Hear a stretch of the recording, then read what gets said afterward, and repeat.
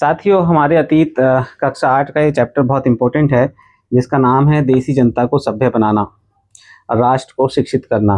इस चैप्टर से पहले कुछ चैप्टर आए हैं। ये चैप्टर एक कड़ी के बाद दूसरी कड़ी के रूप में जुड़े हुए हैं और हमारी एक बेहतर समझ विकसित करते हैं।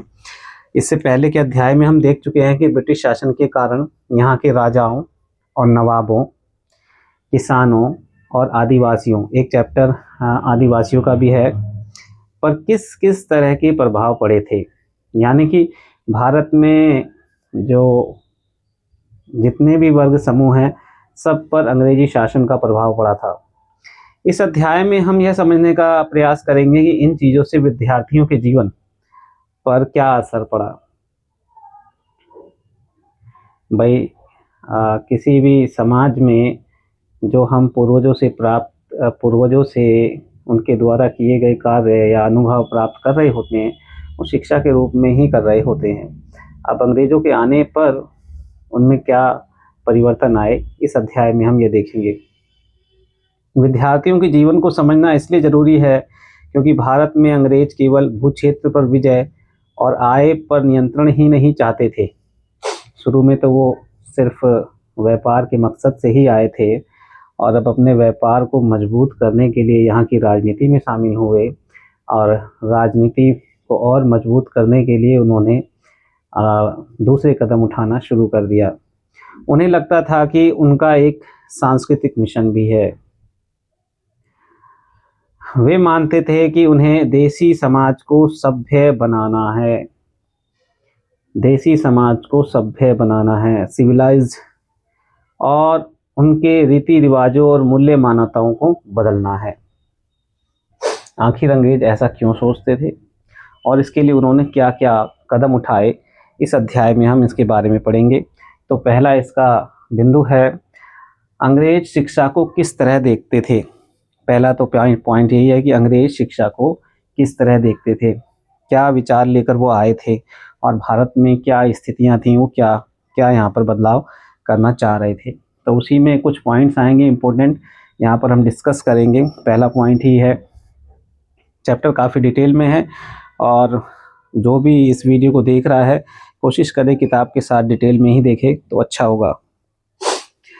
तो भाई, सबसे पहले इस बात पर ध्यान दें कि शिक्षा के क्षेत्र में अंग्रेज क्या सोच रहे थे और शिक्षा के जो विचार हमें आज सहज सामान्य दिखाई देते हैं, वे पिछले 200 सालों में किस तरह विकसित हुए। इस पड़ताल के दौरान हम इस बात पर भी विचार करेंगे कि भारतीयों ने ब्रिटिश विचारों पर कैसी प्रतिक्रिया दी और इस बारे में अंग्रेजों के विचार किस तरह विकसित हुए कि भारतीयों को कैसे पढ़ाया जाएगा। जो नींव अंग्रेजों ने डाली, आज तक उसमें ज़्यादा परिवर्तन नहीं आए हैं। इतनी गहरी नींव पड़ी है कि हम उसके सहारे ही पूरी दुनिया में आगे बढ़ रहे हैं। अब उसे कुछ लोग अच्छा भी कह सकते हैं, कुछ लोग बुरा भी कह सकते हैं, लेकिन जो नींव है अंग्रेजों द्वारा डाली गई शिक्षा की, भारतीयों की दशा सुधारने में और दिशा दोनों में ही बड़ी महत्वपूर्ण रही है। और आज भी निचले से निचला तबका उससे प्रभावित हो रहा है। ना सिर्फ उच्च वर्ग बल्कि निचला तबका भी इससे प्रभावित है, हालांकि धीरे धीरे ही। ये वार्ता अगर जैसे ये अध्याय है सोशल साइंस का दोहरे रूप में होता तो बहुत अच्छा होता है। स्कूल में क्या होता है कि बच्चे, हम कहते तो हैं कि बच्चे किसी भी चीज़ को एक्टिवली एक्सेप्ट करते हैं, ना कि पैसिवली, चुपचाप नहीं बैठे रहते, ऑब्जर्व नहीं करते। दोनों तरफ से वार्ताएं होती हैं। बच्चे सोचते हैं, उत्सुक होते हैं, हम उनके दिमाग में ऐसे प्रश्न जागृत करते हैं जिन पर वो उत्सुकता के साथ सोचते हैं और फिर वहाँ से प्रश्न आते हैं, फिर उन प्रश्नों पर इंटरेक्शन होता है। लेकिन इन प्रश्नों पर इंटरेक्शन कहाँ होता है? सिविल सर्विसेज की परीक्षाएं जब बच्चे तैयारी कर रहे होते हैं और 300-400 बच्चे एक क्लासरूम में बैठे हैं और एक शिक्षक पढ़ा रहा है, वहाँ भी इंटरेक्शन नहीं करते बच्चे। टीचर भी नहीं करवाना चाहते, टीचर्स को पैसे की पड़ी होती है और बच्चों को भी बस सुनना ही पसंद है। ऐसा लगता है उन्हें शर्मिंदगी महसूस होगी। और इसी तरह के सिविल सर्वेंट्स फिर आगे आते हैं जो बिल्कुल डिट्टो पढ़कर आते हैं और कोई सवाल पूछ ले जनता के बीच में से तो जवाब देना नहीं चाहते, असहज महसूस करते हैं और फिर उसको जो है अलग तरीके से सॉल्व करते हैं। तो एजुकेशन किस रूप में हम किताबों में लिखी हुई है और किस रूप में ले रहे हैं, दोनों में अंतर है। चलिए विषय से ना भटकते हुए अपने विषय पर आते हैं। पहला ही टॉपिक है प्राच्यवाद की परंपरा। तो ये वर्ड अपने आप में एक परेशानी वाला है। ओरिएंटलिज्म यानी कि प्राच्यवाद। तो यहाँ हिंदी पुस्तकें जो पढ़ रहे हैं बच्चे वो ध्यान दें, प्राच्यवाद से क्या तात्पर्य है।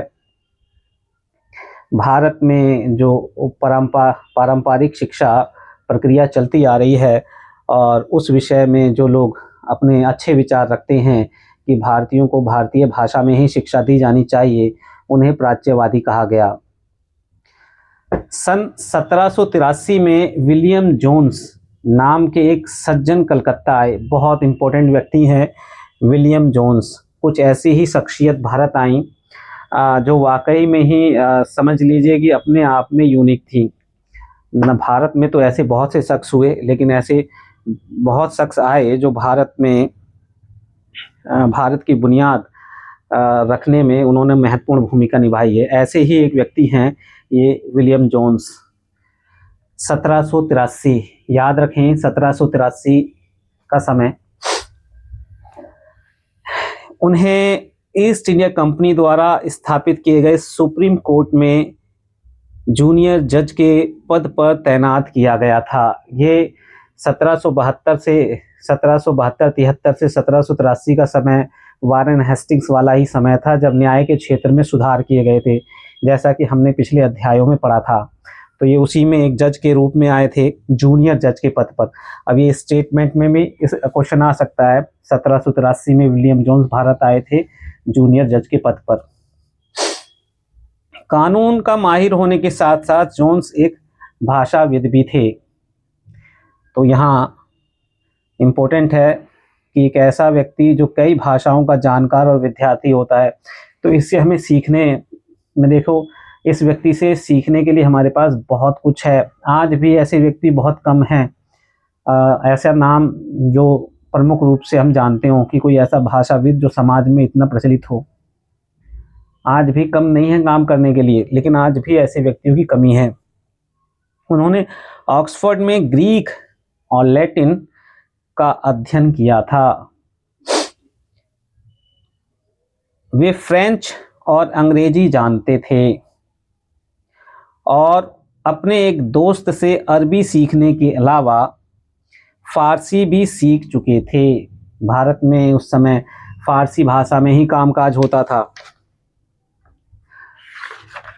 कलकत्ता आने के बाद वे रोजाना घंटों संस्कृत विद्वानों के साथ बैठकर उनसे संस्कृत की बारीकियां, उसकी व्याकरण, संस्कृत काव्यों का अध्ययन करने लगे थे।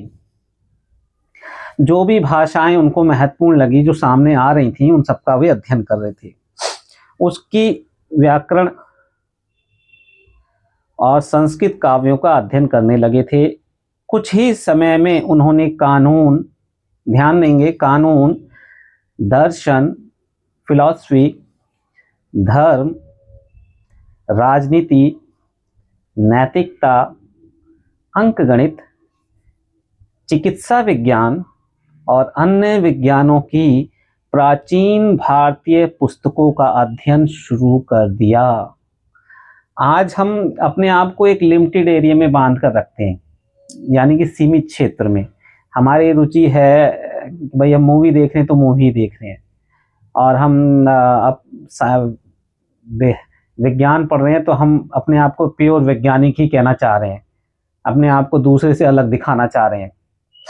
और अगर हम यहाँ कविताएं रच रहे हैं तो हम अपने आप को बड़ा कवि ही कहलाना चाह रहे हैं। लेकिन यहाँ देखिए, हम जो प्राचीन समय में ऐसे व्यक्तित्व को हम देखते हैं, यानी कि हमारे अतीत में ऐसे व्यक्तियों को देखते हैं जिनकी रुचियाँ बहुत विविध होती हैं और हर क्षेत्र में वो बेहतर करते हैं।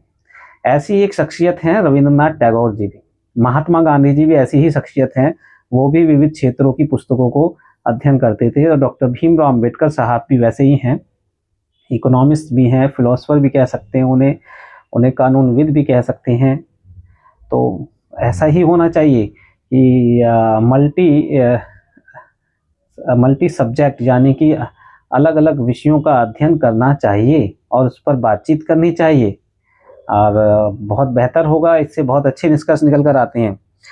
जोन्स ने पाया कि उस समय कलकत्ता में तैनात बहुत सारे अंग्रेज अफसर भी उनके जैसी दिलचस्पी रखते थे। कैसी दिलचस्पी रखते थे भाई? वो यहाँ की भाषाओं को समझने की, यहाँ की पुस्तकों को, यहाँ के रहन सहन को समझने का प्रयास कर रहे हैं। तो उनमें से एक नाम है हेनरी थॉमस कोलब्रुक, जिनकी आप यहाँ एक प्रतिमा भी देख रहे हैं। वह संस्कृत तथा हिंदुत्व के प्राचीन धार्मिक ग्रंथों के विद्वान थे।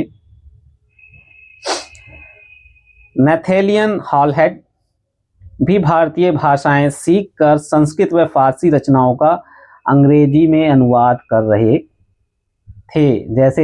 जैसा कि पिछले अध्याय में हमने देखा, वारेन हेस्टिंग्स ने भारत में जो पुरोहित हैं, पंडित हैं, उन्हें तैनात किया कि जो हिंदू कानून हैं उनको एकत्रित करें, और फिर उन्होंने अंग्रेजी में अनुवाद कराया।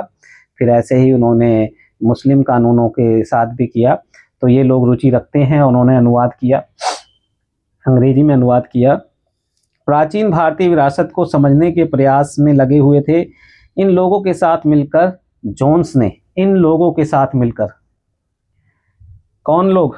हेनरी थॉमस कोलब्रुक और नेथेलियन हॉलहेड और वारेन हेस्टिंग्स भी, इनके साथ विलियम जोन्स ने मिलकर एशियाटिक सोसाइटी ऑफ बंगाल, बहुत इंपॉर्टेंट है, एशियाटिक सोसाइटी ऑफ बंगाल का गठन किया था और एशियाटिक रिसर्च नामक शोध पत्रिका का प्रकाशन शुरू किया। शोध पत्रिका, रिसर्च मैगजीन, ये ऐसी ही एक लंदन में भी संस्था खुली थी। तो एशियाटिक सोसाइटी ऑफ बंगाल, इसका काम था भारतीय जो ग्रंथ थे उनका अंग्रेजी में अध्ययन करना, उस पर रिसर्च पेपर लिखना, और उससे पूरी दुनिया परिचित होती थी। कोई छोटा काम नहीं है, बड़ा काम है, शुरुआत हुई है और जिसका फ़ायदा आज तक हम ले रहे हैं। ये वो कदम थे जिनकी वजह से आज तक हम फ़ायदा उठा रहे हैं, बहुत इम्पोर्टेंट है। जोन्स और कोलब्रुक भारत के प्रति एक खास तरह का रवैया रखते थे। खास तरह का रवैया, देखिए क्या है वो खास तरह का रवैया, कि वो यहाँ का जो दर्शन है, यहाँ की जो शिक्षा है, यहाँ गणित विज्ञान या यहाँ के जो रीति रिवाज हैं, उनको एक खास नज़रिए से देखते थे। वो खास नज़रिया ये है कि ये क्षेत्र जो है बहुत आगे है इन चीज़ों में, पीछे नहीं है किसी से भी।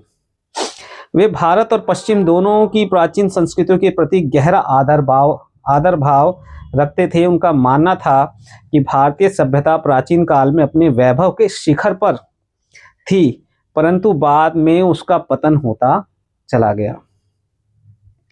उनकी राय में भारत को समझने के लिए प्राचीन काल में लिखे गए यहाँ के पवित्र और कानूनी ग्रंथों को खोजना व समझना बहुत जरूरी था। उनका मानना था कि हिंदुओं और मुसलमानों के असली विचारों व कानूनों को इन्हीं रचनाओं के जरिए समझा जा सकता है और इन रचनाओं के पुनः अध्ययन से ही भारत के भावी विकास का आधार पैदा हो सकता है। यानी कि जो भारत में चीज़ें बिखर चुकी हैं कई कारणों से, उनको फिर से समेटा जाए और फिर से एक ऐसी नींव रखी जाए जिससे कि भारत विकास करे। इसी बात को कहा जाता है प्राच्यवाद। ये जो खास तरह का विचार विलियम जोन्स, ये कोलब्रुक और हॉलहेड और वारेन हेस्टिंग्स यहाँ पर रख रहे हैं, तो इसी को हम कह सकते हैं प्राच्यवाद। आपको ये वर्ड क्लियर होना चाहिए, ओरिएंटलिज्म, प्राच्यवाद क्या है, क्योंकि यहाँ पर आगे प्राच्यवाद और आंगलवाद में विवाद है, जैसा कि हम बीएड में पढ़ चुके हैं। तो बहुत इंपॉर्टेंट है ये विचार। इस तरह जोन्स और कोलब्रुक दोनों ही प्राचीन ग्रंथों को ढूंढने, उनकी व्याख्या करने, अनुवाद करने और ज़्यादा से ज़्यादा लोगों तक अपने नतीजे पहुंचाने में जुट गए। उन्हें विश्वास था कि यह परियोजना न केवल अंग्रेजों को भारतीय संस्कृति से सीखने में मदद देगी, बल्कि भारतीयों को भी अपनी विरासत को दोबारा अपनाने और अतीत के लुप्त वैभव को समझने में मदद देगी। देखो, हमारे सामने जो बातें रखी जाती हैं कि भाई अंग्रेज हमसे चुरा कर ले गए, अच्छी बात है, वो चुरा कर ले गए। हम क्या कर रहे हैं? स्वामी विवेकानंद जी जब गए बाहर तो उन्होंने कहा कि भाई भारतीयों को बाहर आना चाहिए और देखना चाहिए काम कैसे होता है, जापान में लोग काम कैसे करते हैं।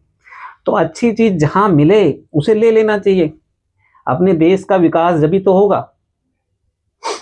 संविधान में जो भारतीय परिदृश्य में जो अच्छी अच्छी चीजें थी वो ली गई और जिसके आधार पर ये भारत देश बड़ा मजबूत बना। तो यहाँ देखो, ये भी यही बातें कह रहे हैं कि अंग्रेजों को बहुत कुछ सीखने को मिलेगा और भारतीयों का भी विकास इससे होगा।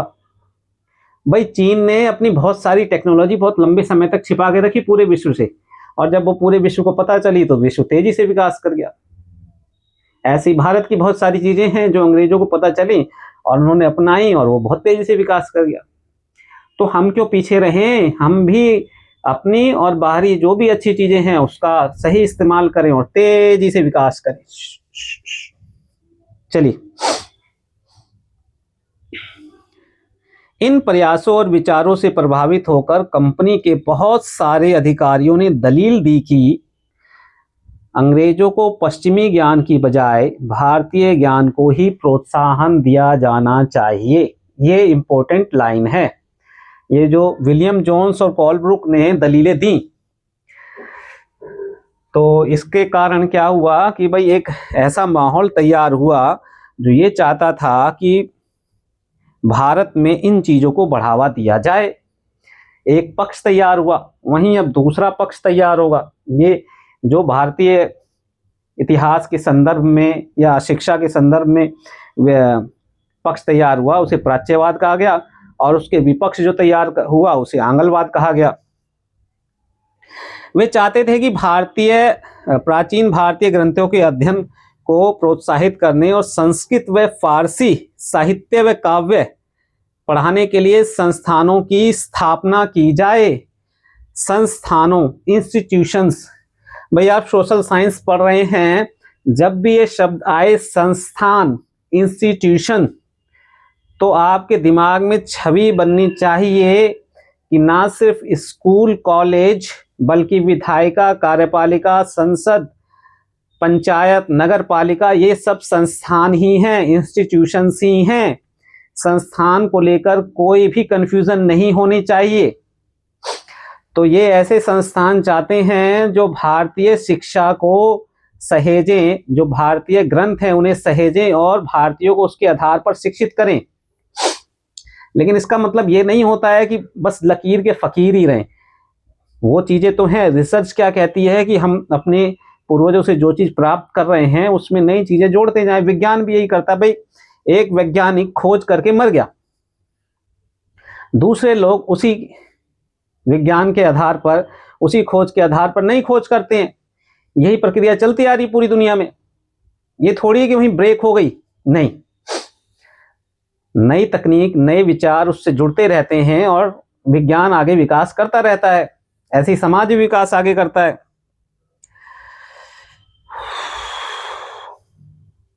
इन अधिकारियों का यह भी मानना था कि हिंदुओं और मुसलमानों को वही पढ़ाया जाना चाहिए जिससे वे पहले से ही परिचित हैं और जिसे वे आदर और महत्व देते हैं। अब इसका मतलब ये नहीं है कि हम बाहरी चीज ना पढ़ें, ये भी यहाँ गौर करने वाली बात है। उन्हें अनजाने विषयों की शिक्षा ना दी जाए। अनजाने विषयों का मतलब ये है कि जिससे वो परिचित नहीं है।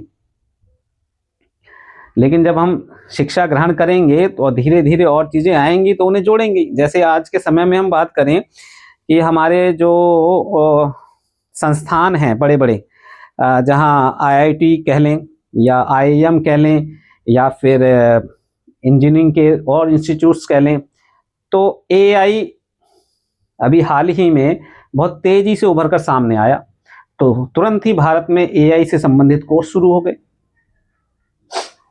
दी जा रही है। इंजीनियरिंग की, civil engineering, electrical, mechanical, computer engineering, computer science, अब उन्होंने तुरंत AI को अपना लिया। तो यही होता है। उन्हें अनजाने विषयों की शिक्षा न दी जाए।